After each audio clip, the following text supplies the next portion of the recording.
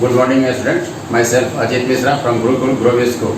आज हम लोग क्लास 7 का एसएसटी में हिस्ट्री सेगमेंट का लेसन 2 पढ़ने जा रहे हैं। उस टाइटल का नाम है न्यू किंग्स एंड किंगडम्स, नए राजा और राज। और ये जो पीरियड है इसका है 700 से लेकर 1200 ईस्वी तक, एडी तक। इसमें आज हम लोग जो पढ़ेंगे, कौन कौन से टॉपिक पढ़ेंगे। सबसे पहले नंबर 1 पढ़ेंगे गुर्जरा प्रतिहार, इसके बाद the Palas of Bengal and Bihar, इसके बाद पढ़ेंगे राजपूट्स, इसके बाद तिब्बत स्ट्रगल फॉर कनौज, इसके बाद birth of new caste Rajput, और फाइनली आज हम पढ़ेंगे द राजपूत स्टेट्स, है ना। तो पढ़ाई हम आगे शुरू करते हैं। The political condition of India we are not good during the period of 700 to 1200 AD।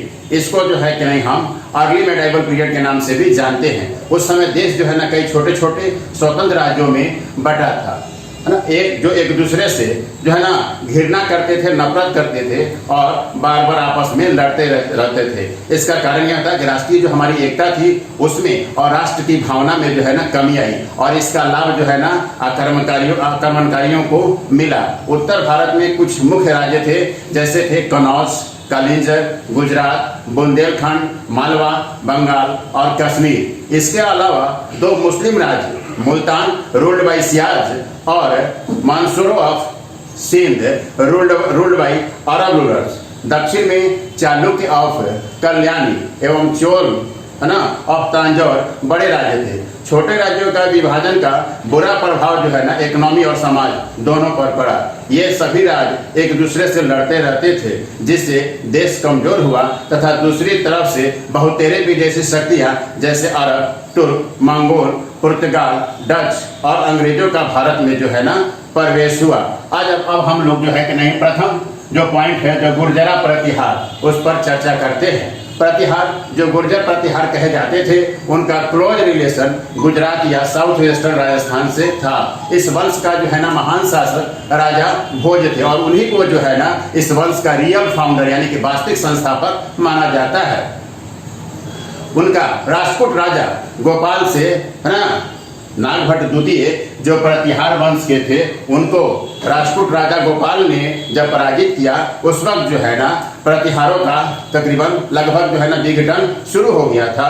लेकिन राजा भोज ने धीरे धीरे पुनः राज्य को स्थापित किया। 836 AD में उन्होंने फिर से कनौज को हासिल किया, और कनौज जो है ना प्रतिहारों की राजधानी उनके अंत तक बनी रही, यानी कि प्रतिहार डायनेस्टी जब तक रही तब तक जो है कि नहीं कनौज जो है कि नहीं उसकी राजधानी रही। उन्होंने फिर अपनी प्रभुता को गुजरात और सेंट्रल और ईस्टर्न सेंट्रल राजस्थान में की ओर बढ़ाया। प्रतिहारों के अधीन जो है ना इनके राज कम प्रतिहार के जो राजा भोज थे उनके अधीन जो है ना इस राज्य का काफी विस्तार हुआ। उन्हें पुनः कनौज को जीता। भोज जो थे, राजा भोज जो थे, वो विष्णु के उपासक थे, और उन्होंने एक उपाधि धारण की थी अधिबारा। भोज के बाद उनका पुत्र महेंद्रपाल प्रथम जो है ना उत्तराधिकारी बना। उसने भोज के साम्राज्य को बनाए रखा तथा वो अपनी जो है ना राज्य जो है ना मगध एवं उत्तर बंगाल तक को फैलाया। His records have also been found in Kathiawar, east Punjab और अवध। वह कश्मीर के राजा से भी युद्ध किया। प्रतिहार जो थे वो लर्निंग एंड लिटरेचर यानी कि शिक्षा और साहित्य के संरक्षक थे। संस्कृत का महान कवि और नाटककार राजशेखर जो था वो महिपाल के दरबार में थे, जो राजा भोज का ग्रैंडसन थे। उन्होंने काव्य मीमांसा लिखा। स्वयं राजा भोज ने कई किताबें ग्रामर पे, चिकित्सा, एस्ट्रोनॉमी पर लिखी। प्रतिहारों के द्वारा है ना कनौज में कई भवन एवं मंदिर बनवाए गए। अब हम जो है ना दूसरा point the Palas of Bengal and Bihar पढ़ेंगे। पाल साम्राज्य के संस्थापक गोपाल को माना जाता है। उन्होंने तकरीबन जो है ना 750 ईस्वी के आसपास इस वंश की स्थापना की, ऐसा माना जाता है या ऐसा लोग कहा जाता है। कुछ नोटेड जो मैन थे उन्होंने उस समय की जो अराजकता अस्थिरता जो फैली हुई थी उसमें उस स्थिति में जो है ना उनको एक राजा के रूप में चुना। यह एक बिल्कुल जो है ना असामान्य घटना थी। राजा के चयन की जो प्रक्रिया थी एक असामान्य घटना थी। पाल वंश का महान शासक जो था वो गोपाल का बेटा जो थे वो धर्मपाल थे, जिसका शासनकाल लगभग 770 से लेकर 810 तक माना जाता है। दूसरा मशहूर जो है ना शासक जो थे वो देवपाल थे, जो एक योग्य शासक एवं महान योद्धा थे। पाल वंश का शासक एक बड़े साम्राज्य eastern parts and parts of north India में लगभग 100 सालों तक from middle of 8 to middle of 9th century तक रहा। उनकी शक्ति का वर्णन अरब के व्यापारी सुलेमान ने भी किया है। उनकी चर्चा जैसे आपने को बताया हमने कि अरब व्यापारी जो था सुलेमान ने किया, जो कि 9वीं सदी के मध्य में भारत आया था और उन्होंने इसके बारे में यानी कि पाल के बारे में उल्लेख किया था। पालों को उन्होंने पाल किंगडम को उन्हें रोमा कहा, यानी कि पाल शासक was at war with his neighbour, यानी कि प्रतिहार और राष्ट्रकूट। लेकिन उनका ट्रूप्स जो था ना उनके अपेक्षाकृत काफी अधिक था तुलनात्मक दृष्टि से। उनके विरोधियों से है ना पाल की जानकारी हमें तिमुथियन क्रॉनिकल से मिलती है, जो कि 17वीं सदी में लिखी गई। पाल शासक बड़े संरक्षक थे किसके? बौद्ध लर्निंग एंड रिलीजन के। नालंदा विश्वविद्यालय जो प्रसिद्ध है all over the eastern world, उसका जीर्णोद्धार कराया था धर्मपाल ने। और इसके बाद विक्रमशिला विश्वविद्यालय की स्थापना जो नालंदा के बाद दूसरा था उसका भी स्थापना किसने किया था? धर्मपाल ने। पालों ने कई विहार बनवाए जिसमें बड़ी संख्या में है ना ए नंबर ऑफ बौद्ध मॉन्क्स फ्लरिश्ड इन इट। पाल शासकों का नजदीकी का जो है ना सांस्कृतिक संबंध किससे था? तिब्बत से था। मशहूर बुद्धिस्ट विद्वान संरक्षिता एंड दीपांकरा को तिब्बत बुलाया गया। उन्होंने वहां पर बुद्धिज्म का नया रूप लागू किया। पालों का व्यापारिक एवं सांस्कृतिक संबंध साउथ ईस्ट एशिया से था, जो उनके लिए काफी लाभदायक था। शक्तिशाली राजा शैलेंद्र डायनेस्टी बौद्ध धर्म में विश्वास करता था तथा उसका शासन मलाया, जावा, सुमात्रा और कई पड़ोसी द्वीपों पर था। उसने कई डिप्लोमेट यानी कि राजदूत को जो है ना पाल दरबार में भेजे थे और अनुमति मांगी थी मठ बनाने के लिए नालंदा में। उनकी विनती जो है ना मान ली गई और ये जो है कि नहीं ये दर्शाता है कि उन दोनों में जो है ना क्लोज रिलेशन है। इसके बाद हम पढ़ेंगे राष्ट्रकूट के बारे में। इस काल में डेक्कन में शासन जो है ना राष्ट्रकूटों का था। इस वंश का बहुत योद्धा एवं प्रशासक हुए। इस वंश की स्थापना दंती दुर्ग ने की। उसने 750 में चालुक्य को गद्दी से हटाया और राष्ट्रकूटों ने अपनी राजधानी नानेखेट और मालखेड़ बनाई थी। राष्ट्रकूट ने पूरे नॉर्थ महाराष्ट्र को जो है ना डोमिनेट किया तथा प्रतिहारों के साथ वे हमेशा व्यस्त रहे। कारण गुजरात एवं मालवा पर जो है लॉर्डशिप के लिए वे निरंतर वेंगी के चालुक्य, कांची के पल्लव एवं मदुरई के पांड्य से लड़ते रहे। महान राष्ट्रकूट शासक इंदिरा तृतीय और कृष्ण तृतीय। इसके बाद दूसरे महत्वपूर्ण जो शासक थे कृष्ण राय प्रथम, गोविंद तृतीय, अमोघ वर्ष प्रथम। राष्ट्रकूट राज्य फैला था मालवा से कांची तक दक्षिण में। कृष्ण तृतीय ने चोल राजा परांतक प्रथम को हराया और उनके राज्य के उत्तरी भाग पर जो है ना कब्जा कर लिया। लेकिन कृष्ण तृतीय की मृत्यु के बाद आंतरिक कलह बढ़ गया। उनके पुत्रों के बीच गद्दी के लिए यानी कि उत्तराधिकार का जो है ना संघर्ष शुरू हो गया। मालवा के परमार जिनको कृष्ण तृतीय ने हराया था, उन्होंने इस मौके का लाभ उठाकर उन पर हमला कर दिया। इससे और दूसरे राष्ट्रकूट सामंत विद्रोह कर दिए और अपने को जो है ना स्वतंत्र घोषित कर दिए और इस तरह से राष्ट्रकूटों का जो है ना अंत हो गया। इसका शासन लगभग 200 वर्षों तक दक्कन में चला, यानी कि 10वीं सदी तक। राष्ट्रकूट का धार्मिक जो व्यू था वो काफी टॉलरेंट यानी कि सहिष्णु था। वे सिर्फ शैव और वैष्णव को ही संरक्षण नहीं दिया बल्कि वो जैन धर्म को भी संरक्षण दिए। फेमस ना रॉक कट टेम्पल जो है उसको किसी राष्ट्रकूट राजा ने बनवाया था। अपनी ये टॉलरेंट पॉलिसी यानी कि सहिष्णु पॉलिसी के कारण जिन्होंने उनको जो है ना विदेश व्यापार में काफी जो है कि नहीं सहयोग मिला। राष्ट्रकूट राजा जो थे वो कला एवं शिक्षा के संरक्षक थे। उनके दरबार में संस्कृत विद्वान राजशेखर ही नहीं बल्कि और भी कई महान कवि रहते थे।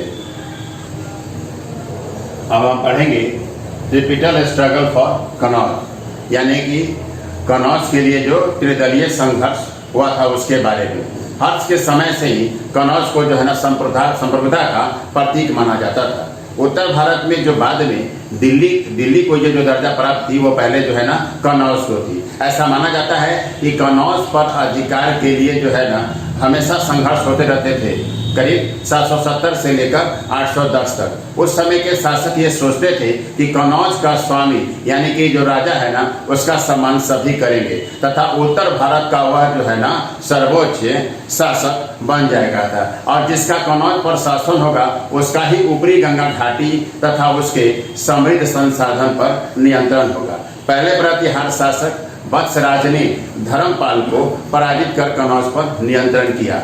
राष्ट्रकूट के लिए भी राष्ट्रकूट राजा भी जो है ना गुजरात एवं मालवा पर नियंत्रण के लिए हमेशा संघर्षरत रहे, लेकिन इसके बाद जो है कि मौका देकर उत्तर भारत में आक्रमण किया। किसने? राजा ध्रुव ने आक्रमण किया और शांति से जो है वो नर्मदा नदी को जो है ना पार कर गया, और इसके बाद वहां पर जाकर उन्होंने धर्मपाल को जो है ना पराजित किया 790 में राष्ट्रकूट। इसके बाद फिर जो है ना डेक्कन वापस वो चले आए। इस तरह से यह कि उनका प्रयास कनौज पर अपना जो है ना शासन स्थापित करना नहीं था, लेकिन गुजरात और मालवा पर नियंत्रण करना उनका जो है ना ध्येय था। इस तरह से वो दोनों उद्देश्यों में वो सफल रहे, और इसके बाद मालवा एवं गुजरात उनके नियंत्रण में रहा। धर्मपाल को प्रतिहार की कमजोरी का लाभ मिला तथा पराजय से उबर कर उसने अपने प्रतिनिधि को गद्दी पर बैठा दिया तथा उसकी बड़ी सभा को जो है ना आयोजित किया, जिस सभा में जो है ना बहुत शासक आए, जैसे गंधर्व के, मद्रा के, ईस्टर्न राजस्थान के, मालवा इत्यादि। Dharmapala regarded as the lord of north India यानी कि उत्तरा पक्ष स्वामिनी के नाम से उसे जाना गया। कनौज का संघर्ष लगभग 200 वर्ष तक चला। नागभट्ट द्वितीय जो प्रतिहार शासक था, कनौज पर नियंत्रण के लिए धर्मपाल के साथ उसका संघर्ष हुआ। कनौज एवं गंगा घाटी में असफल होने के बाद उसका दूसरी तरफ जो है ना वो बढ़ा। वहां पर उसको सेन ने पाल शासकों को हराया। बाद में जो है ना राजपूत साम्राज्य पर जो है ना चालुक्यों का शासन जो है ना कब्जा जो है हो गया।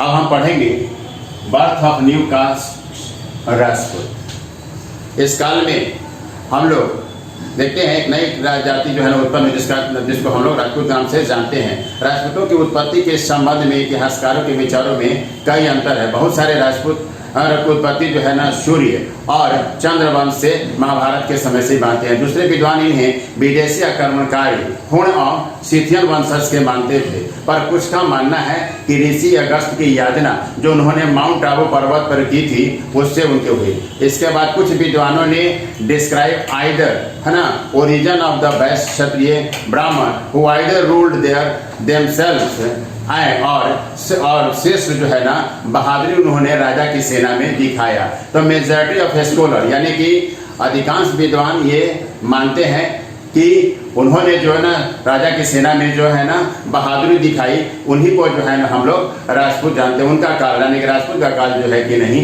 1000 से लेकर 1200 का समय माना जाता है। उस भारतीय इतिहास में को जो है ना हम राजपूत काल के रूप में जानते हैं। इस काल में बहुत से छोटे छोटे राज्यों की स्थापना हुई। देश में बहुत सारे राजपूत राजा काफी बहादुर थे। इसके बाद है राजपूत स्टेट्स। प्रतिहार साम्राज्य के विघटन के साथ ही बहुतेरे राजपूत राज्य अस्तित्व में आए। उत्तर भारत में इनमें सबसे महत्वपूर्ण थे गढ़वाल ऑफ कनौज, परमार ऑफ मालवा और चौहान ऑफ अजमेर। देश में और भी छोटे छोटे 2 डायनेस्टियाँ थी, जैसे Kalachuri in Jabalpur, Chandel in Bundelkhand, Chalukya of Gujarat, Tomar in Delhi etc. Bengal Pala के अधीन रहा और बाद में सेन के अधीन हो गया। चौहान सभी राजपूतों में जो है ना प्रसिद्ध थे। धीरे धीरे उनका विस्तार जो है ना आगे अजमेर से गुजरात और दिल्ली एवं पंजाब की ओर हुआ।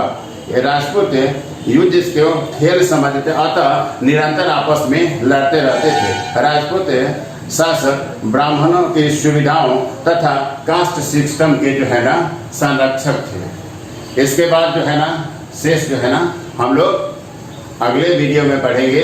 तब तक के लिए थैंक यू। क्लासेस चला रहे हैं, तो ये क्लासेस पढ़ने के बाद आप सभी को जरूरी है अपना कमेंट्स डालना। आपको अपना सब्जेक्ट पढ़ के और इसके बाद कमेंट्स में अवश्य लिखिए आइदर यू हैव अंडरस्टैंड और नॉट। इफ एनी क्वेरी उसमें आप मेंशन कीजिए और अदरवाइज उसमें लिखिए I understood, I have done my homework. और जो भी होमवर्क दिया जाता है उसको पक्का पूरा कीजिए।